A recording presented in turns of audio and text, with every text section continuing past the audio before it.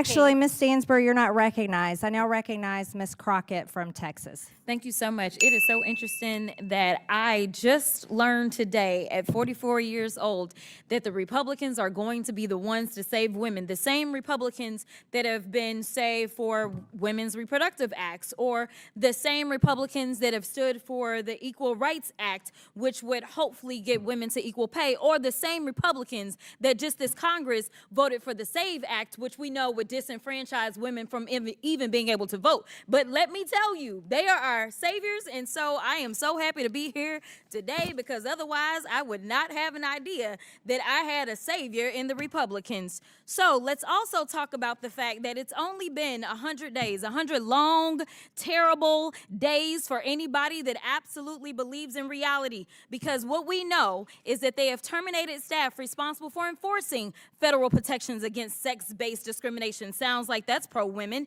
Or they've cut funding for domestic violence survivor services. Sounds pro-woman to me. Or they've prohibited funding for research affecting women's health. That definitely sounds pro-women to me. Essentially, they closed the Department of Education's Office of Civil Rights. Again, sounds like they are fighting for us. And instead of providing oversight over these actions, congressional Republicans have been working to execute one of the most aggressive anti-women legislative agendas in history.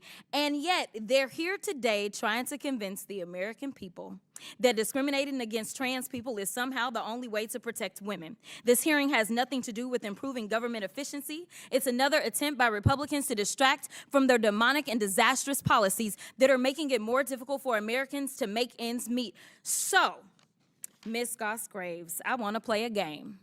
It's called Trump or Trans. You ready? Okay. So I'm going to ask you a question, and I want you to tell me whether or not it is Trump or trans people that are responsible. You understand? Got it. Okay, very good. The first one, gutted medical research. Trump. Kidnapping Americans and sending them to foreign countries, a.k.a. deporting them. Trump. Driving us into a recession. Trump. Increasing the cost of everything. Trump. Waging an idiotic tariff war. Trump. Harming farmers. Trump. Ignoring the Constitution. Trump. Proposing to take away Social Security. Trump. Cutting health care. Trump. Firing government workers who keep our country safe. Trump.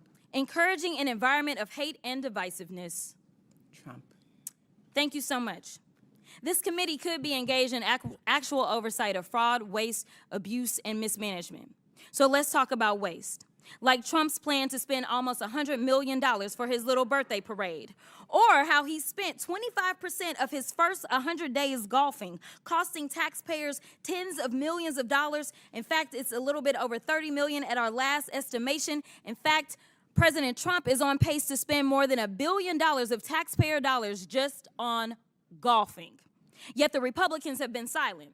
So they must think spending taxpayer dollars on the president's golfing trips is more important than providing health care to their constituents. And when I talk about constituents, we're going to talk about the ones on this committee. So if we look at Texas 26, 39,000 children look to potentially lose their Medicaid with the cuts that they are about to vote on for reconciliation. 88,000 in Georgia 3, 68,000 in Missouri 7, 79,000 in Tennessee 2, 86,000 in South Carolina 4, 50,000 in Texas 04, 85,000 in Texas 27, and in Georgia 14, 111,000. And if you add that up just on this committee, we have 606,000 kids that are relying on us to do right by them. And instead, we playing these crazy games because we worried about 10 trans folk that are in sports right now in college.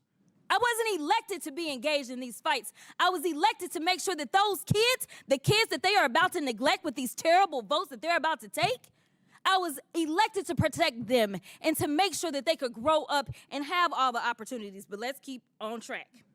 Now, when we look at how much they are spending on, let's look at fraud. We could investigate whether the White House and the members of this subcommittee engaged in insider trading and market manipulation. Maybe it's a coincidence that the chairwoman brought hundreds of thousands of dollars worth of stock the day before Trump announced a 90-day pause on tariffs. But I guess we'll never know. So finally, let's talk about abuse. Like how the Republicans have let Elon steal data of Americans and his competitors to make himself even richer. Look, don't let these hearings distract you from their destruction. This is rage baiting instead of conducting oversight over the issues that Americans actually care about. And with that, I will yield. The gentlelady's time is expired. Madam Chair, I now recognize. Madam Chair, I move down to take down her words impugning you. It's saying you committed a crime. Without objection, so ordered. The hearing will come to order. Ms. Mace, I'd like to ask, we've looked at the words that were said, and it's borderline, whether it's parliamentary and goes along with the rules, saying could and accusing the White House and members of this committee of crimes is borderline. So in interest of the hearing and our witnesses that are here today defending themselves against the mentally ill biological males that have invaded their sports, and in the interest of making sure that we stay on track instead of getting sidetracked into Democrats' nonstop fake accusations, I just ask, thank you for bringing up the motion and ask if you'd like. Yes, Madam Chair. Okay, thank you very much. With that, I now recognize, she already did, Ms. Stansbury. I now recognize Mr. Burchett from Tennessee for 5 minutes. Thank you, Chair Lady. Madam Chairman, I'm sorry, it has to be withdrawn on the record. She asked the question and she said, yes, Madam Chair. You weren't listening, Ms. Stansbury. We handled that, and it has been removed for the record, the fake accusations of your criminal behavior. Oh, are you accusing also? And lying, and you're continually disrupting this hearing and won't stay on track about mentally ill men trying to beat down women in women's sports. We're going to stay on track now, Ms. Stansbury, so hopefully you can go along with this hearing and stay on subject. And I now recognize Mr. Burchett from Tennessee.